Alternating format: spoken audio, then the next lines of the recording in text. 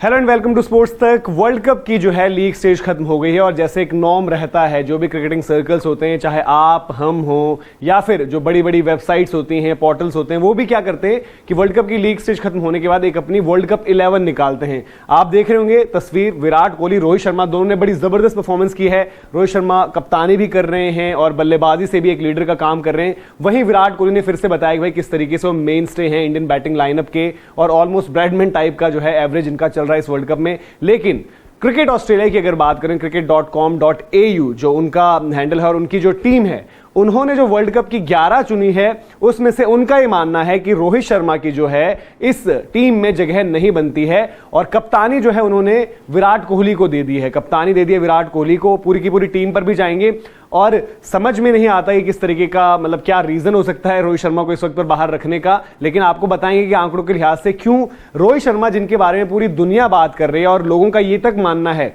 कि नॉकआउट्स में जो इंडिया के लिए बहुत बड़ा सरदर्द रहा है बीते कुछ समय में, अगर रोहित की विकेट पहले जाती है तो शायद कहीं ना कहीं आपके जो चांसेस हैं वर्ल्ड कप ट्रॉफी उठाने के, उनको बहुत बड़ा झटका लग सकता है। इतना इंपैक्ट इस खिलाड़ी का रहा है, उस तरीके से परफॉर्मेंसेस भी रही हैं और उसी तरीके से कप्तानी भी करी है। अब कप्तानी में भी अगर आप देखें तो भाई रोहित शर्मा जैसा कप्तान, जिसकी टीम ने 9 में से 9 मैच जीते हैं, उसको आप ना टीम में जगह दे रहे हो ना फिर आप उसको कप्तानी का भी कहीं दावेदार समझ रहे हो। तो ऐसा क्यों हुआ है, इसकी शायद एक बहुत बड़ी वजह है जो आप देखेंगे एक एक करके।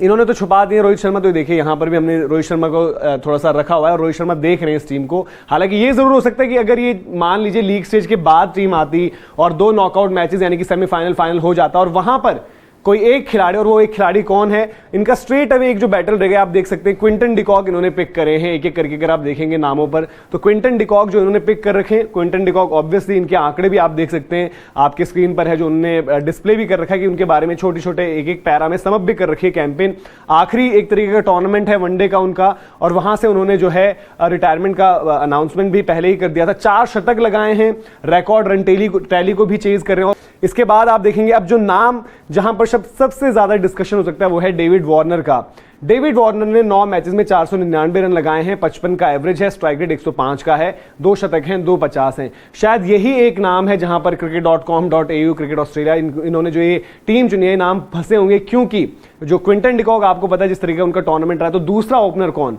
रोहित शर्मा या डेविड वार्नर, यही उनकी चॉइस रही और उन्होंने वहां पर प्रेफर करे हैं अपने खिलाड़ी यानी कि डेविड वार्नर को और रोहित शर्मा को उन्होंने साइड कर दिया है। और हम बात कर भी रहे थे भाई कि जिस तरीके से ब्रॉडकास्टर्स ने फैब 5 में ना डेविड वार्नर को जगह दी थी ना रोहित शर्मा को जगह दी थी, तो cricket.com.au ने डेविड वार्नर को तो पिक कर लिया लेकिन रोहित शर्मा को हटा दिया। अब जो मैं कह रहा था कि आने वाले 2 मुकाबले, इन 2 मुकाबलों में अगर जो भी जिस भी टीम को, ऑस्ट्रेलिया या इंडिया को दोनों मुकाबले मिलते हैं यानी कि सेमीफाइनल और फाइनल, और उसमें क्या परफॉर्मेंस आती है डेविड वार्नर और रोहित शर्मा की, ये कहीं ना कहीं डिसाइडर रहेगा कि भाई बाद में आप और ज्यादा सवाल उठा पाओ। The moment Rohit Sharma score करेंगे सेमीफाइनल फाइनल में, तब आप बात करेंगे कि भाई आपने डेविड वार्नर को पिक किया था उनके ऊपर, और अगर डेविड वार्नर यहां से स्कोर कर जाते हैं उन दोनों बड़े मुकाबलों में, तब आप शायद बाद में देखते हुए बोलेंगे यार कि इन्होंने जो टीम बनाई थी उसमें उन्होंने बड़े मैचेस में कर दिया। लेकिन सबसे इंपॉर्टेंट चीज क्या है कि ये जो टीम चुनी गई है ये on the basis of their performances in the league stage, इस पर चुनी गई और वहां पर कोई सवाल ही नहीं बनता कि आप जो है रोहित शर्मा को बाहर रखो, उस खिलाड़ी को जिसका अगर आप देखेंगे रनों के लिहाज से स्ट्राइक रेट भी इतना बेहतर रहा है कि कुछ ही खिलाड़ी मैच कर पा रहे हैं, जैसे कि ग्लेन मैक्सवेल, हेनरिक क्लासन, और उनके रन्स अलग हैं, बैटिंग पोजीशन अलग है। तो एट द टॉप जिस तरीके की फ्रीडम से रोहित शर्मा बल्लेबाजी करते हो, कहीं पर भी नहीं हो सकता कि आप उनको बाहर रख सकते थे। नो डाउट डेविड वार्नर ने भी अच्छा किया और डेविड वार्नर हम लगातार जैसे कह भी रहे हैं कि जो स्टार्ट्स ऑस्ट्रेलिया को मिल रहे हैं वहां पर वार्नर का एक रोल रहा है। पर अगर आप देखेंगे कंसिस्टेंसी, चाहे ओवरऑल हर एक अटैक को, हर एक टीम को किस तरीके से रोहित शर्मा ने खेला है, डेविड वार्नर ने खेला है और उनका इंपैक्ट कितना ज्यादा रहा है, उसमें आपको तवज्जो कहीं ना कहीं रोहित शर्मा को ही देनी चाहिए। और अगर इनको इतना ही ज्यादा वो हो रहा था तो ये शायद एक कॉल क्विंटन डिकॉक पर भी ले सकते थे, बट देन फिर आपको पता है कि प्रॉब्लम कहां फंसती कि विकेट कीपर कौन होगा इस लाइनअप का, क्योंकि इन्होंने जो है एज अ विकेट कीपर वहां पर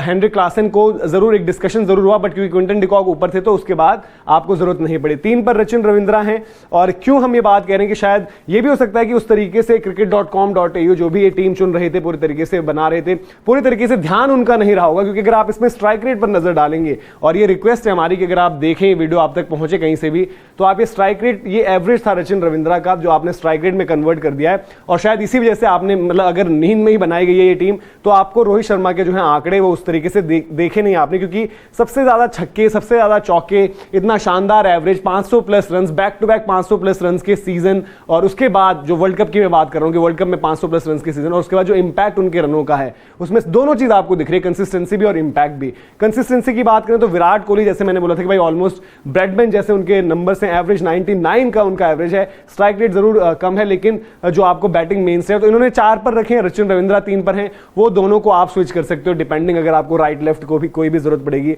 बाकी नामों में बहुत ज्यादा कुछ आप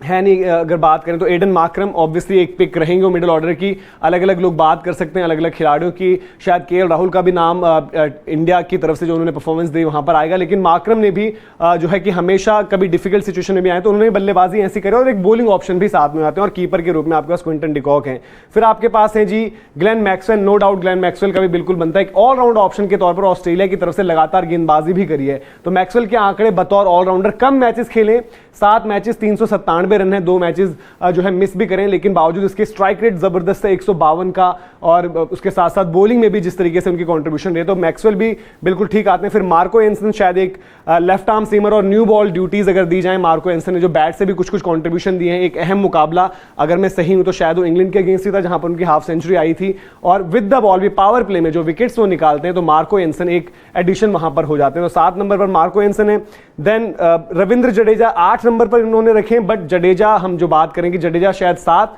और मार्को एंसन 8, ये भी हो सकता है डिपेंडिंग ऑन द सिचुएशन किस तरीके से है, क्योंकि जडेजा को लिमिटेड अपॉर्चुनिटीज मिली हैं बैटिंग में, कभी अच्छा रहा कभी बुरा रहा, लेकिन ओवरऑल एज ऑफ नाउ आपको जडेजा भी जो है उस तरीके से भरोसे के लायक लगते हैं कि अगर आपको खिलाना पड़े ऊपर तो कोई दिक्कत नहीं है। फिर जो 2 प्रीमियर फास्ट बॉलर्स की बात करें तो वहां पर मोहम्मद शमी, जिन्होंने 2 फाइफर्स निकाले, इकोनॉमी और एवरेज देखिए क्या शानदार है, तो बिल्कुल मोहम्मद शमी का बनता था, और एडम जैम्पा जो है highest wicket taker premier wrist spinner के तौर पर हैं, और आखिर में जसप्रीत बुमराह 11वें नंबर पर। बुमराह शायद जिस तरीके से अगर इन्होंने सिर्फ नंबर्स देखने थे तो नंबर्स के लिहाज से बुमराह को भी छोड़ सकते थे अगर इन्होंने रोहित को छोड़ा था, क्योंकि बुमराह और रोहित के अगर आप परफॉर्मेंस देखेंगे तो नंबर्स के बियॉन्ड जाते हैं, जिस तरीके का इंपैक्ट उन्होंने रखा है। बुमराह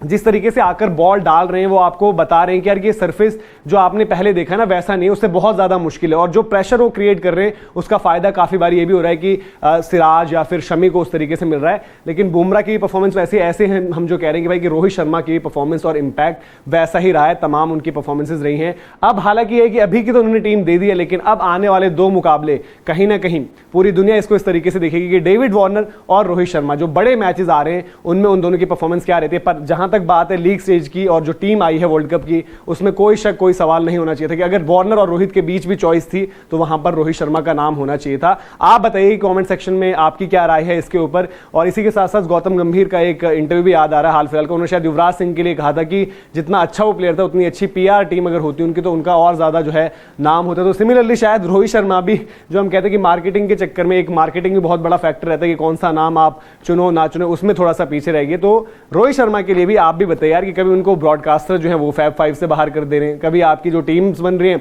वहां पर इतनी शानदार कप्तानी और बल्लेबाजी के बावजूद उनको इग्नोर करा जा रहा है। तो आपको क्या लगता है कि क्या बिना रोहित शर्मा के वर्ल्ड कप 11 बन सकती है? कमेंट सेक्शन में जरूर बताएं, और वीडियो इन्फॉर्मेशन पसंद आई हो तो लाइक भी करें, शेयर भी करें। अभी के लिए आपसे इजाजत।